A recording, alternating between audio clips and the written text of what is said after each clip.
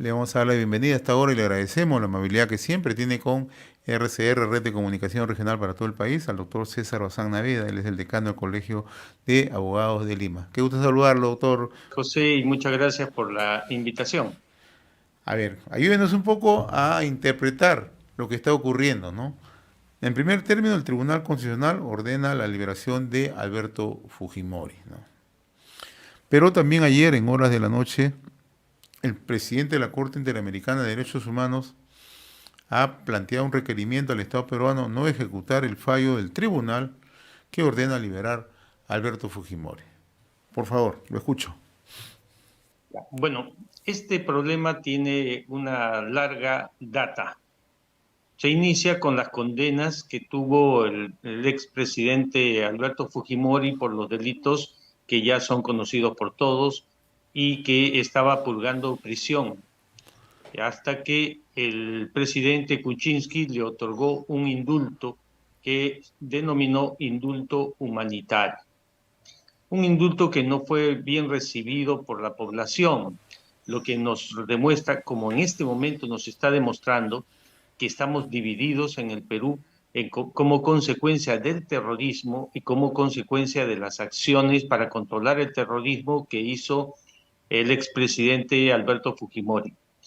Eh, contra ese indulto se interpuso una acción y finalmente Fujimori interpuso su habeas corpus para poder obtener su liberación porque ya había sido indultado. Todo esto pasó hasta el Tribunal Constitucional y el Tribunal Constitucional dispuso su excarcelación. Lo resuelto fue apelado y llevado ante la Corte Interamericana, que en un plazo brevísimo dispuso que se suspenda la medida de liberación del expresidente Fujimori, que ya había sido liberado y que fue recapturado. Con ese propósito se le mantiene entonces en Barbadillo, todavía preso.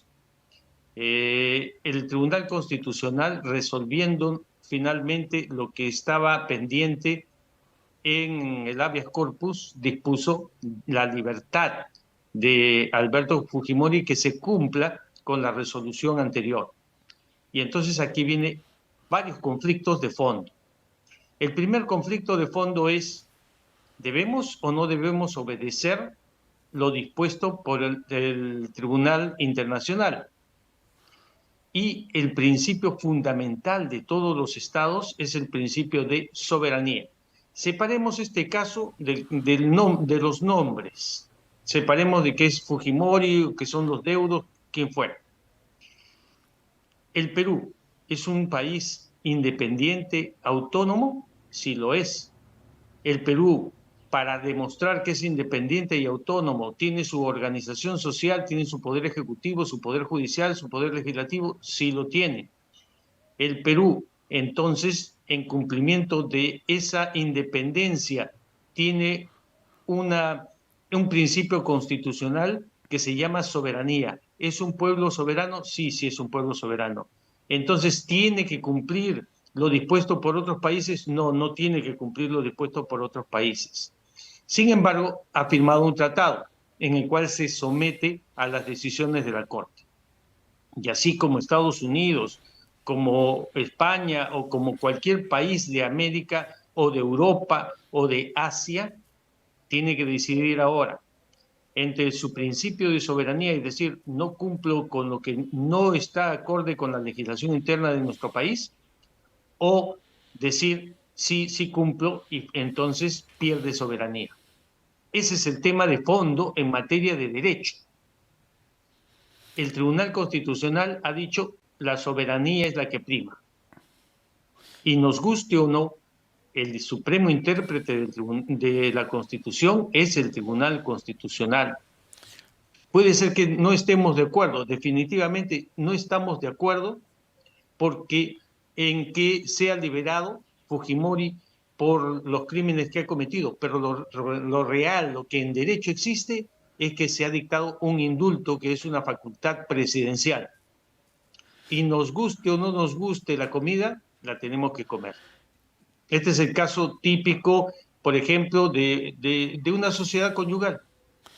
A Se ver, casa un hombre y una mujer y los dos, de acuerdo con el Código Civil, deben hacer la vida de consumo, deben ser uno y trabajar bien, pero finalmente se pelean y cada uno se va a vivir por su cuenta. ¿Se le puede impedir? No, no se le puede impedir.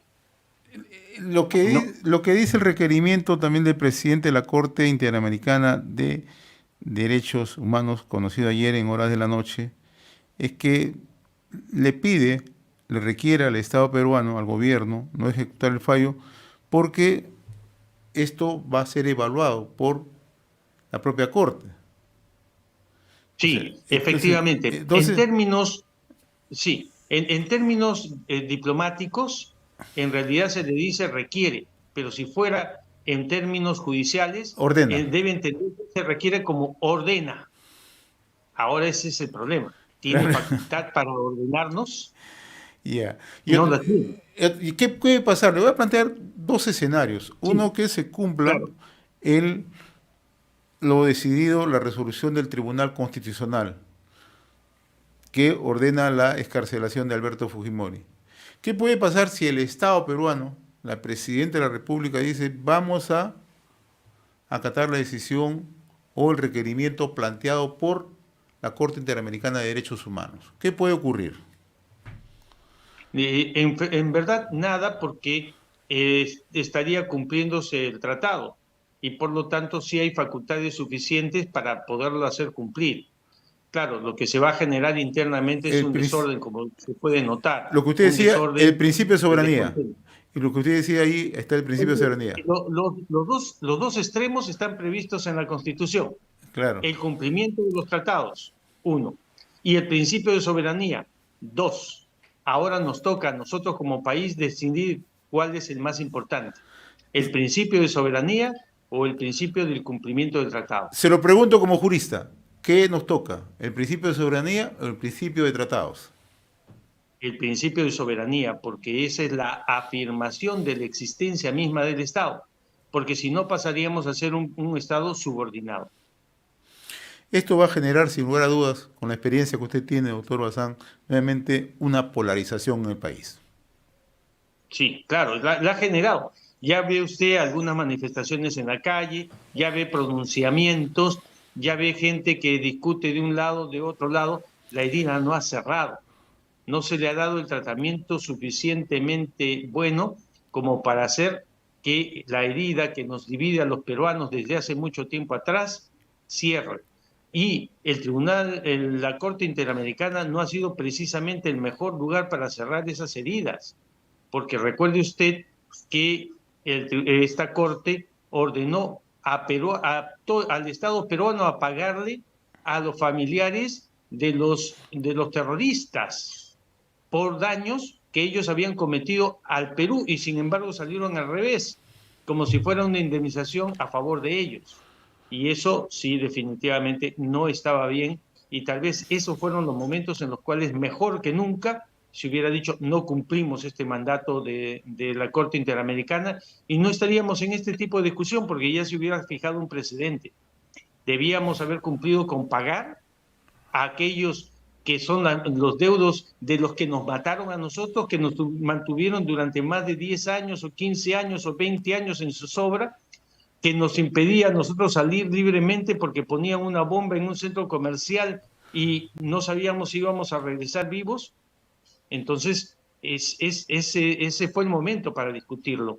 Ahora se está discutiendo sobre una persona y por lo tanto la polarización es natural. Se habla de derecho humanitario, sí, se habla de derecho humanitario del señor Fujimori. ¿Y cuál es el derecho humanitario de todas las víctimas de que fueron las consecuencias de los actos por los cuales fue condenado? Ahora, Entonces ahí, como digo, hay un choque de intereses, en materia de derecho me refiero.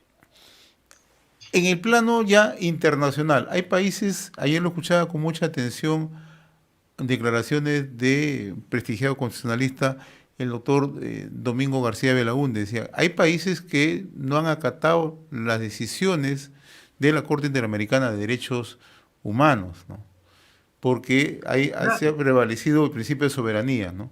Entonces, Exactamente. ¿esto qué puede ocurrir ya en el plano de la esfera internacional? Porque quienes se oponen a esto dicen, nos vamos a convertir en un país paria. ¿Nos convertimos en un país paria si es que no acatamos la decisión de la Corte? Bueno, Estados Unidos no acata las decisiones de la Corte y no se ha vuelto un país paria. Inglaterra no acata las decisiones de la Corte Interamericana o inclusive de la Corte Europea y tampoco se ha convertido en un país paria. Entonces nosotros debemos decidir nada más ahora, en materia jurídica, para hacerlo totalmente desapasionado, el principio de soberanía o el principio de cumplimiento de los convenios internacionales.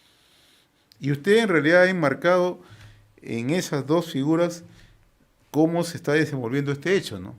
O nos ponemos firmes como un país soberano o acatamos las decisiones de convenios suscritos dentro. Claro, Entonces, sí, todos los convenios obviamente obligan a los países, hasta el momento en el cual el país, cualquiera que ese sea, diga, nosotros ya no acatamos este convenio porque no conviene a nuestros intereses.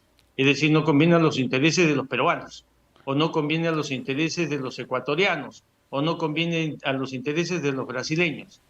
Porque primero que todo, en cada estado está el principio de soberanía, que es el que marca la existencia misma del estado, para no convertirse en un estado dependiente, por no decir un estado sumiso a los mandatos de otros países.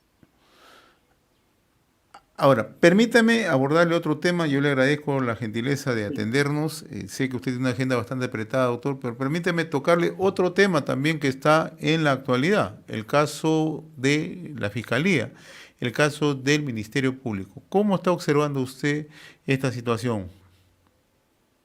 Hay que observarla con detenimiento porque es una investigación que recién ha empezado.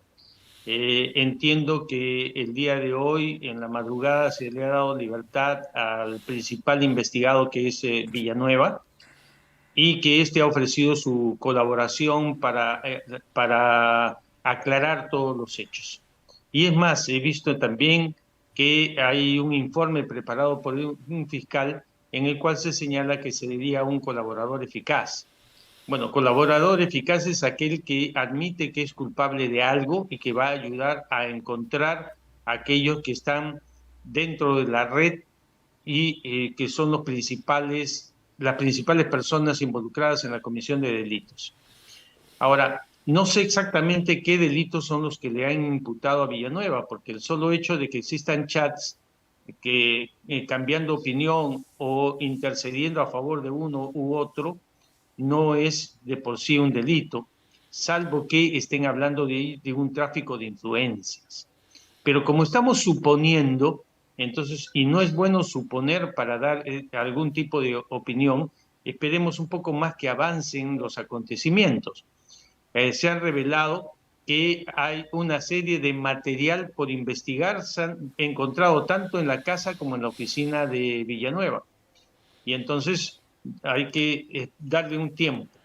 Los 10 días se cumplen el día de hoy y hoy tiene que definirse cuál es la situación de Villanueva y la situación del proceso. Si se abre una investigación con la carpeta fiscal correspondiente y en cuyo caso tendría que señalarse cuáles son los hechos y los posibles delitos que se estuvieran cometiendo y iniciar la investigación en la forma correspondiente. Doctor, El problema es que, y hoy sí, también diga. hoy también la Junta Nacional de Justicia evalúa si va a suspender o no va a suspender a la fiscal de la Nación. ¿Esto es procedente o no es procedente?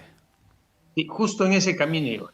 Para que la Junta Nacional de Justicia pueda suspender a la fiscal o pueda destituirla, debe tener pruebas suficientes para acreditar la inconducta funcional por parte de la fiscal.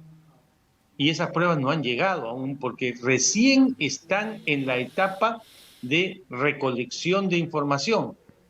Y entonces no es bueno que una institución tan seria que debe garantizarnos el derecho a todos, como es la Junta Nacional de Justicia, o como sería el Tribunal Constitucional o la Corte Suprema o cualquier juez, adelante opinión solo por, por hechos que han sido difundidos en la prensa, que tiene la obligación y el derecho de informar, que me parece muy bien, pero que no son elementos probatorios todavía.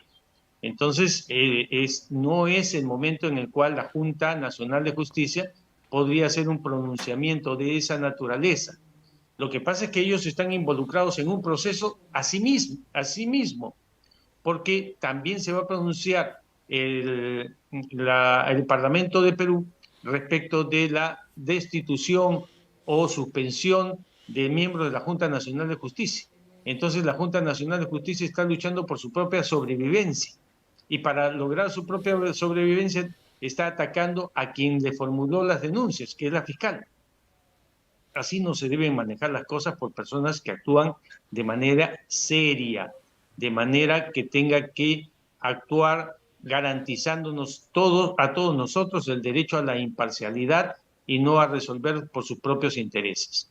Hago una invocación a la Junta Nacional de Justicia para que examine con cuidado lo que está haciendo. Le ha abierto a la fiscal de la Nación un proceso inmediato, es decir, un proceso en el cual se supone que ya no hay nada que probar porque todos los hechos están probados y lo único que hay que hacer es juzgar la modalidad o tipo de inconducta si tipifica o no dentro de los alcances de una medida de suspensión o de destitución. Esa etapa no ha llegado todavía, porque es claro que recién estamos en los primeros pasos de una investigación y no se puede de ahí saltar a conclusiones y decir es culpable fulano o sutano. No, si recién están juntando las pruebas, todavía no saben de qué delito me van a acusar y entonces resulta absolutamente prematuro. ¿Hacia dónde nos está conduciendo toda esta situación en el ámbito jurídico, en el ámbito del respeto del marco legal, doctor César Bazán? A desórdenes y a dar un mal mensaje a todos los peruanos y en realidad a todo el mundo, que nuestras instituciones, que deben ser garantes de la seguridad jurídica de nuestro país, actúan apresuradamente, actúan antes de tiempo, actúan por intereses propios y no cuidando los intereses de la nación. Invocamos a los fiscales que están haciendo la investigación, a la Junta Nacional de Justicia, al Congreso de la República, que mediten bien sus decisiones y las tomen calmadamente. Ahora también hay un elemento que resulta reprobable, y lo decimos y lo hemos dicho muchas veces. Mire usted, no es que el periodista cometa una infracción porque busca la información. El problema no es ese. El problema está en quienes dan la información. Se supone que estas investigaciones deben ser absolutamente reservadas y nadie debe tener conocimiento. Y se filtran fotos de las declaraciones e inclusive de las firmas de aquellos que están siendo investigados. ¿Quién las filtra? ¿Para qué las filtra? Obviamente para ir induciendo a la opinión pública a encontrar inocente o a encontrar culpable a una persona. Eso no está bien. Los señores fiscales deben tener mucho cuidado en las cosas en que están haciendo. Están haciendo que la política sea la que gobierne los procesos y no los procesos los que tengan que resolver la situación política de los demás. Así que si queremos tener un país que desarrolle y despegue en materia económica, debemos darle seguridad jurídica, debemos garantizar que los sistemas funcionan aquí en el Perú. Y estos sistemas están inmaduros en este momento. Doctor César Bazán Naveda, muy reconocido por esta comunicación con RCR, Red de Comunicación Regional. Muy amable como siempre, que tenga buen día.